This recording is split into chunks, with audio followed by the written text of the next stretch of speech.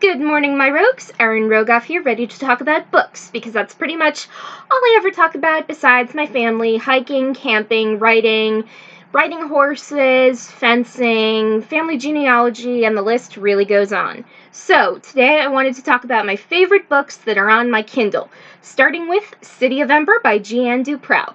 And that novel is a dystopian fiction, children's fiction novel, and it's pretty much what jump-started me in my childhood to read dystopian novels like The Hunger Games, The Fifth Wave, what else? Plagueland Reborn. I can't think of any other books, even though I have 150 all around me and behind me. So anyway, in the book, there are two children, Lena and Dune, who must save the city of Ember before everyone dies in the underground city of darkness and fading light.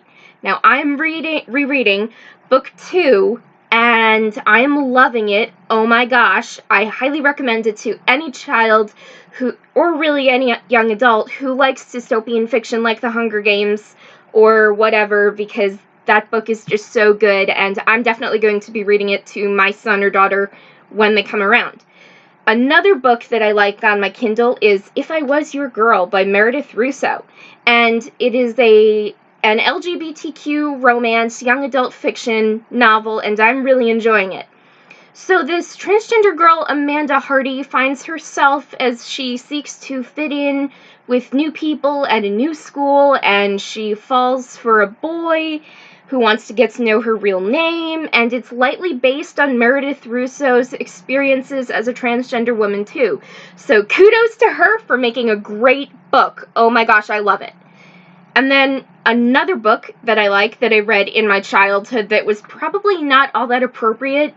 Well, maybe it is, maybe it isn't. I can't really tell. I can't remember all the scenes, but there's this book, Touching Spirit Bear by Ben Michelson, and that's a coming-of-age fiction adventure novel, and it's about a young boy named Cole who commits a crime against another and then is banished to an island off the coast of Alaska, I think, who is sent into exile and learns lessons to find himself and repent for what he did.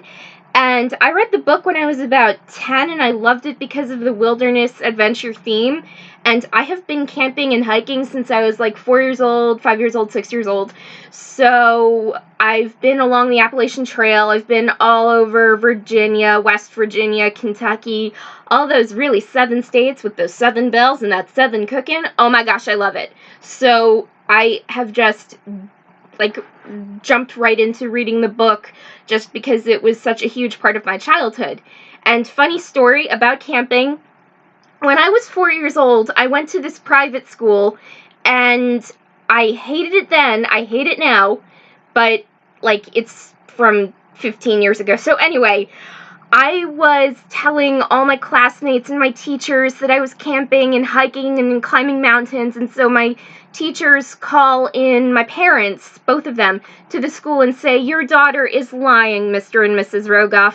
She's saying that she climbed a 100-foot waterfall," which isn't true, because that's reckless for a child. And so my dad just says, "That's not true, it was 96 feet. So I actually have to thank my dad for that, because he is the person who really opened me up to camping and hiking ever since I was little. So I still remember him reading me Touching Spirit Bear, and that was such a huge bonding thing for me as a child. I'm sure my dad doesn't remember it, but I remember it very clearly, and that was just very important to me. So back to the Kindle reads. Another book that I read in 3 days was Gone Bad by J.B. Turner. That was a crime thriller, legal thriller, about this man named John Resnick who struggles to save the United States president. Not Donald Trump, a fictional president, so please no political comments for or against Trump. So anyway, John Resnick saves the president from an assassination, and it's so good. I was into it from page 1, and I read it in 3 days.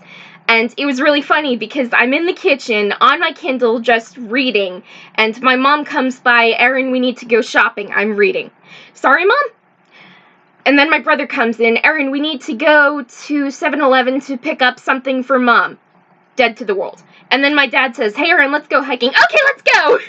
So that was really funny because I, like, have selective hearing or whatever it's called, but that was just really funny.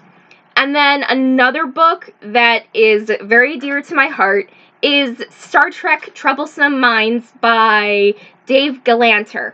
Now, that is a science fiction novel, and anyone who knows me knows I have the biggest obsession with Star Trek out of all my friends. Like, literally on my webpage, I have 150 some odd short stories, and pretty much half of them are Star Trek fan fictions where Spock falls in love with me and where he steals my heart.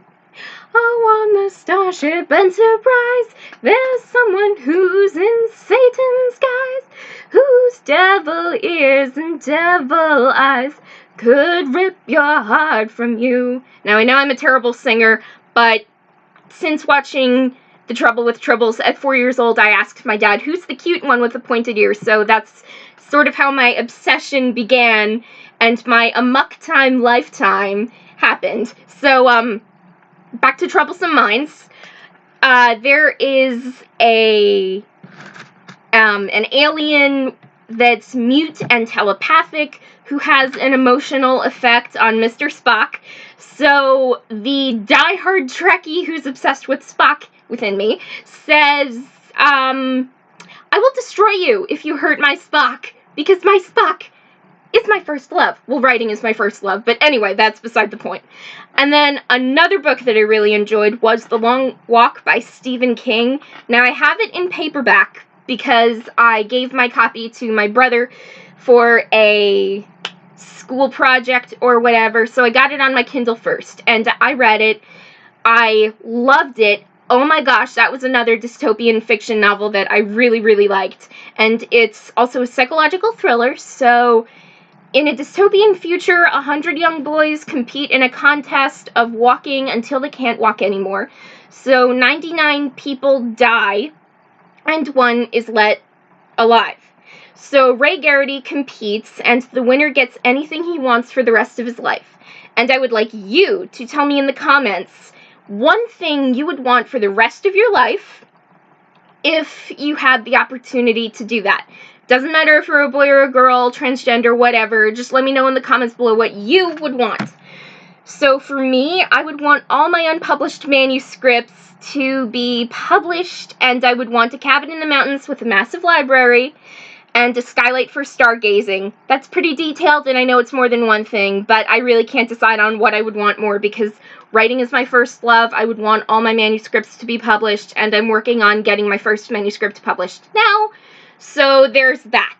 So anyway, that's it for today. I know I got a little off track with some of the short stories of my own life, but I've just been reading like crazy, and I keep thinking to myself, hey, what if it was like this? So that's pretty much what starts me in fan fictions and science fiction short stories of my own. So there's that. So anyway, if you like this video right now, subscribe to my BookTube channel to get 100 years more videos of me talking about books, and I hope you enjoy your day. So subscribe to my YouTube channel and have a great day.